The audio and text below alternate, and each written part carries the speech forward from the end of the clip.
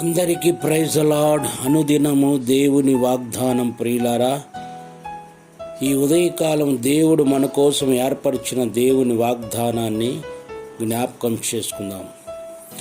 నీరు కట్టిన తోట వలెను, ఎప్పుడును ఉబుకుచుండు నీటి ఊట వలెను ఉండెదవు.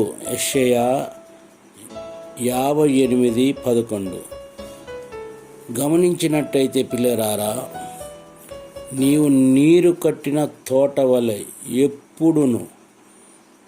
ఒక తోటకు నీరు కట్టినప్పుడు ఆ తోట ఎప్పుడైతే ఆ నీరు తీసుకొని ఎక్కువగా దాన్ని ఏముంటుంది, ఉప్పుకుతూనే ఉంటుందంట. అలాగనే నీవు ఒక తోటలో నాటబడిన చెట్టు కావచ్చు. నీ ఆత్మీయ జీవితంలో ఒక చెట్టుకు కావలసింది నీరు. ఆ నీరు చెట్టు పీల్చుకొని పచ్చదనాన్ని ఇస్తుంది, ఫలాలు ఇస్తుంది. అనగా నీవు నీరు కట్టిన తోటను పోలి ఉన్నావు కనుక ఆ తోటలో ఒక చెట్టు అయి ఉన్నావు. ఆ చెట్టు పచ్చదనానికి సాదృశ్యంగా ఉంది. ఫలాలు ఇచ్చే చెట్టుగా మనం ఉండాలని మరి ప్రవచనకర్త మనతో తెలియపరుస్తున్నట్టు మనం చూస్తున్నాం. మరి నీ ఆత్మీయ జీవితంలో ఒక తోటలో ఒక నాటబడిన చెట్టు కావచ్చు.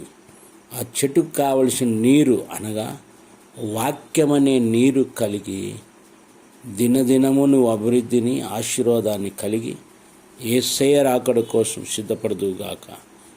దేవుడు మిమ్మల్ని దీవించునుగాక. ప్రార్థన చేస్తాను. ఈ వాగ్దానం గురించి ప్రేమ కలిగిన తండ్రి, పరిశుద్ధాత్మను నీకు వందనాలు.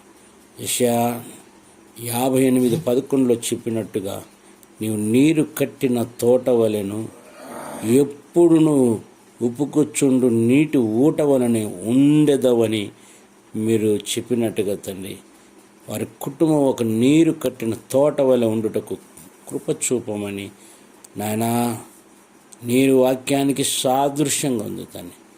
వారి నోట నాయన జీవజలాలు ఉండుటకు సహాయం వచ్చమని, కృపతో నింపమని యేసు నామమున అడుగుచున్నాము తండ్రి. ఆమేన్.